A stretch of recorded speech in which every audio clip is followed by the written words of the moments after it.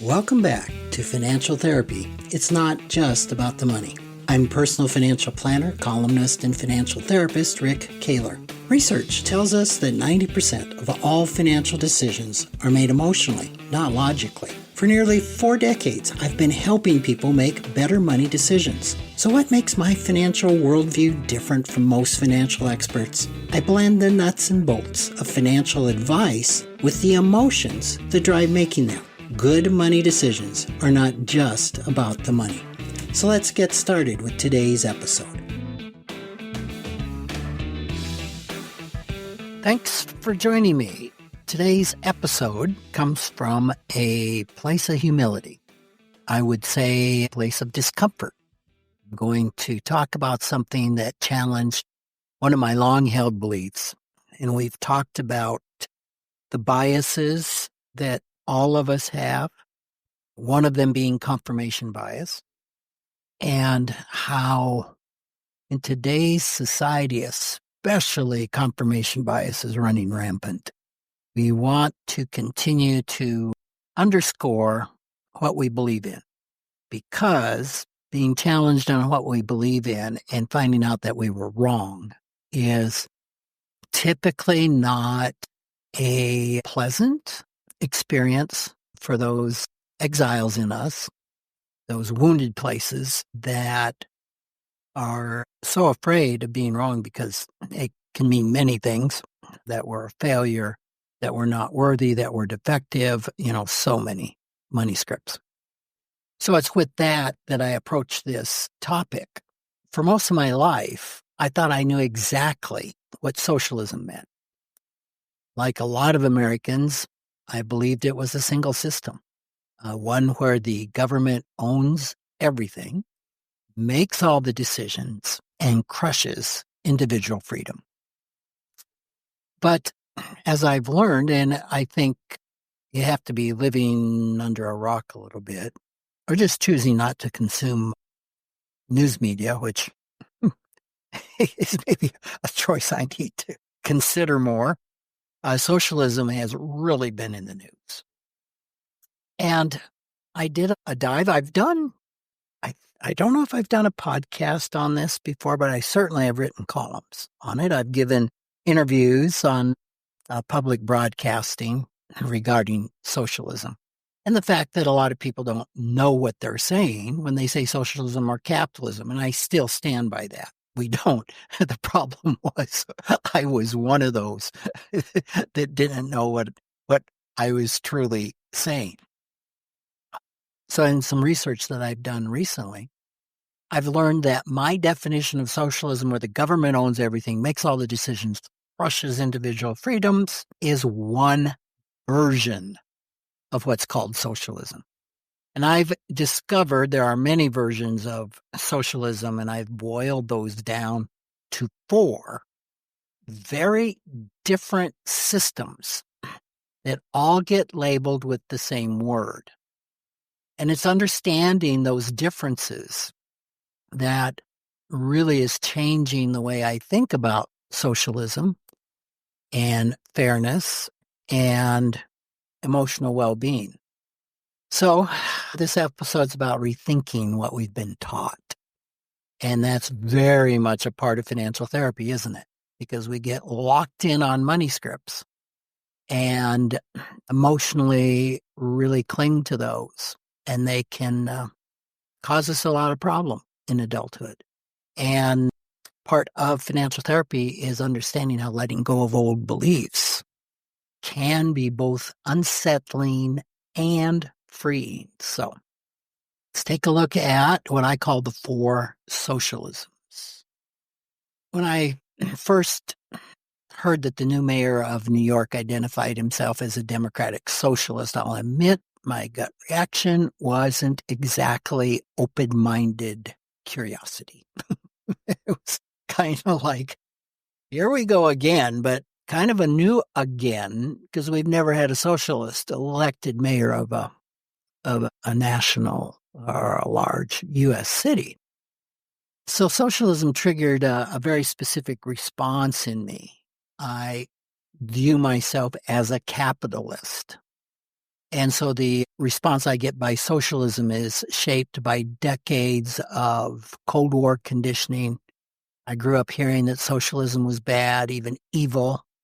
It meant bread lines, empty shells, the end of personal freedom. Capitalism, on the other hand, was good, synonymous with hard work, opportunity, liberty, the chance to accumulate wealth and financial independence. So those two versions of capitalism and socialism are pretty simple, and simplicity can be very comforting. I come from being a very black and white thinker. I spent a lot of money trying to think more in the gray. But unfortunately, this black and white version of socialism and capitalism was, I found out, incomplete. And this is really on people's minds. I mean, recently an NBC News poll showed something pretty remarkable, that negative views of socialism have declined recently, and positive views of capitalism have dropped as well. So, in other words, Americans are rethinking the old battle lines. But if we're being honest, most of us, and that includes me, have been using these words without really understanding what they meant. So, let's start with the dictionary. Merriam-Webster's defines socialism as a system or condition of society in which the means of production are owned and controlled by the state. All right, that's the definition most of us grew up with. Again, that's one type of socialism. It's not the whole picture. The first, so that is state socialism. And that's the one that's haunted us for most of the 20th century. Under state socialism, the government owns all the means of production, owns the factories, owns the farms, owns the stores, owns the property. Every major economic decision is made by bureaucrats. You can't start your own business. There's no competition, no innovation, no entrepreneurial spirit. The government decides what's produced, how much, and what price. Everything runs by a central plan. So this was the system of the old Soviet Union. It was a system in communist China. It still exists today in North Korea and to some extent in Cuba. So this, again, I'm emphasizing, was the only kind of socialism that I saw, or that any adaptation of something socialistic would lead to. But there's another kind of socialism other than state socialism. It's called state capitalism. Now that might be confusing because it has the word capitalism in it. How can it be a form of socialism? And this is one that has confused me from the time that I was in China. And I may have told this story of the young lady that was our guide, and how within hours I had asked her about her views on Tibet, her views on Taiwan, her views on Tiananmen Square, and her views on their economic system. And later that day, my daughter said, "Well, Dad, you managed to violate everything. You shouldn't talk to a Chinese person about Tibet, Taiwan, and Tiananmen Square within the first 2 hours." But I'm kind of a curious guy. But it was economically, she was telling me how she hated the taxes and she took a lot of cash because she didn't want to pay an 8% tax rate, which was befuddling to me. That would seem to be very low, and she thought it was terribly high because she got nothing for that. And I said, I just don't quite understand the system here, and that you guys aren't capitalists. And she kind of looked at me and put her hands on her waist and said, "I am a capitalist." And I just was like, how does communism and capitalism, how do they coexist? And I was not even aware of this until my recent research, that this is state capitalism. Okay, it looks like capitalism on the surface. There are private companies, there's stock markets, there's billionaires, but underneath, the government ultimately calls the shots. In state capitalism, the state either owns partial stakes in key industries or heavily controls them through subsidies, regulations, and political pressure. So the companies can be privately owned, but they only survive as long as they are aligned with the government's priorities. So this is what we see in China.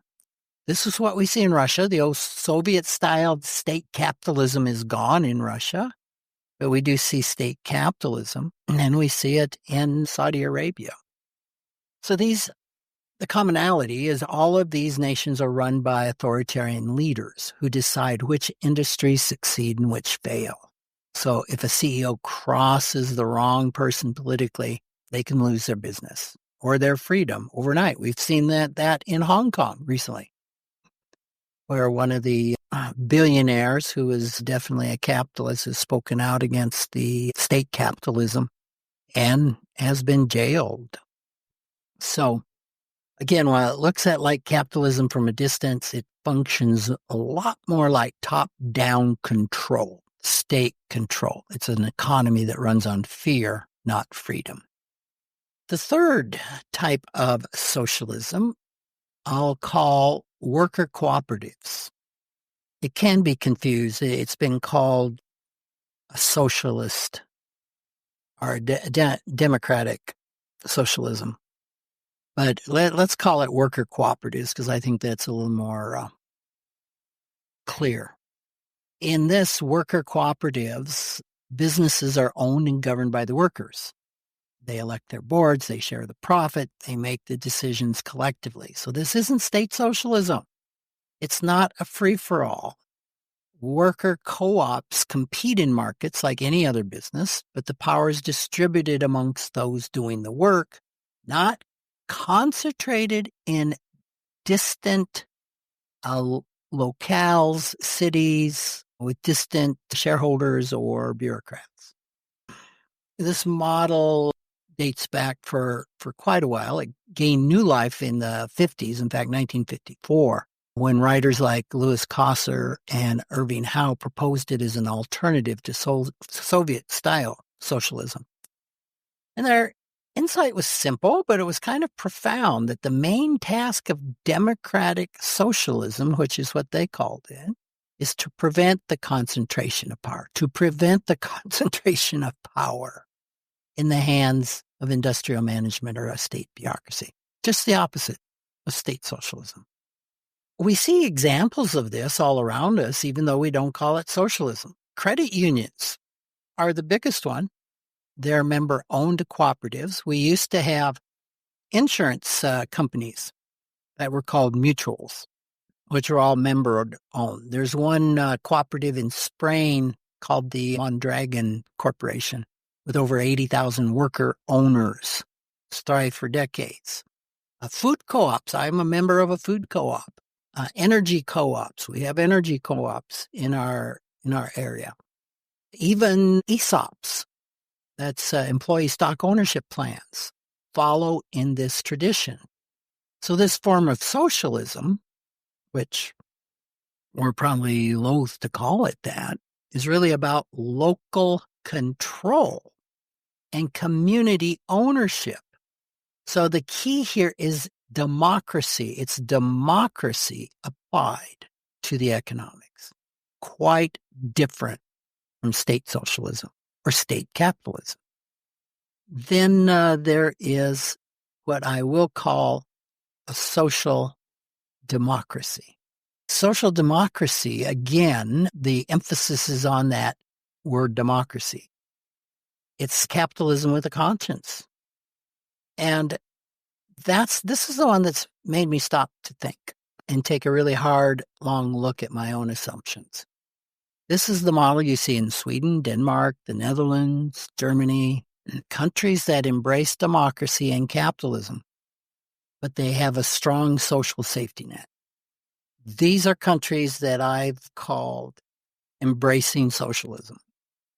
and with the idea of the state socialism. Well, clearly they have markets, they have profits, they have billionaires, people that can have a chance of making money. It's just that they have a lot higher tax load because they use those taxes for a much larger safety net. The government doesn't run the economy. And the gap between the rich and poor is smaller in these countries. And the social contract, of course, is stronger. So we see things like universal health care, affordable college, strong unions, generous unemployment benefits, paid vacations. And these are all funded by high taxation, both on individuals and corporations. And I've written about this before, that the 40% tax bracket starts at around $9,000, $10,000 in most of these countries. So again, for most of my life, I called this socialism. But people in these countries don't call it socialism. They call it capitalism or compassionate capitalism. So this was kind of my first joint of humility, admitting that I was wrong, that a social democracy is not the same as state socialism. It has taken me months to get my arms around. And admitting that I've been wrong about my one-size-fits-all definition of socialism isn't just cognitive, it's an emotional readjustment. I had to confront the part of me that equated self-reliance and moral strength and capitalism with the idea that the biggest difference was the tax load. Now, I did a column not too long ago that the returns on countries that have state capitalism are about half of what they are in countries, say, like the U.S., that have a little bit more of a free market, but we are heading in the direction of state capitalism. But just going back to having to settle with the fact that a social democracy is still the underlying issue is freedom, capitalism, democracy. That is not tyranny. That went against my money script that socialism equals tyranny. So state socialism does lead to tyranny, but social democracy doesn't. And I think that's really important. The important thing we need to look at under these systems is who holds the power. Under state socialism, the government owns everything outright. Under state capitalism, shareholders own it, but the government still calls the shots, deciding where plants are located, how profits are distributed, which industries get the breaks, get the subsidies, etc. And we've seen this recently with the intervention of the U.S. into NVIDIA, charging them 15% of their sales to access Chinese markets, with taking interests in Intel, etc. In a worker cooperative, the employees own the company. Totally opposite of these two systems. And under social democracy, it's owned by the shareholders. But the labor laws, the taxation, create a system where workers have more support, but the shots are still largely, let's say, they're shared with the corporation and the government taxation system. Okay, so which system is the best? Well, that really, I think the question is, where is the power? Because concentrated power, whether it's in government or corporations, tend to produce the same outcome, fewer people making decisions for everybody else. And we saw this play out in my hometown in Rapid City. I was put on a board by the mayor to take a look at adopting home rule in our town. And home rule gives more power to the locality, to the municipality, takes it away from the state. And shockingly, to me, even though it was a bipartisan committee that unanimously agreed that there were no downsides to home rule, the city rose up against it. And it was during the time of the pandemic, and fears were running rampant at that time in our city that it was a bunch of liberals wanting to give more power to the city. And they told me flat out, we would rather the control be maintained with our state capital. So that said something about how we relate to power. Many of us are more comfortable with distant control, whether by government or big corporations, than we are with the shared responsibility. It's safer if things go wrong where we can blame the distant people rather than ourselves. And we also need to take a look at some of the programs that I have labeled as socialist, like Social Security, Medicare, Medicaid, farm subsidies, which really aren't socialism. They don't involve the government owning production, not state socialism. They're social insurance programs operating inside a capitalist framework, much like a social democracy. And some of the things that we call capitalist are actually much closer to state capitalism. Again, take the 2008 financial crisis when the U.S. government took ownership stakes in GM, Chrysler, AIG, or when it placed Fannie Mae and Freddie Mac under government conservatorship. And they're still that way today. Most recently, the CHIPS Act has given billions in subsidies to tech and manufacturing companies with strings attached. Build factories here, pay workers this amount, meet these political goals. I've mentioned Intel, NVIDIA. This is not free market capitalism. That's the U.S. government acting a lot like the very systems we claim to oppose. And yet many of us, especially who see ourselves as staunch defenders of capitalism, accept all of this without question. So that contradiction tells me that our debate as a country around capitalism or socialism is not about economics. It's about identity, it's about fear, and it's even about not even understanding what we're disagreeing about.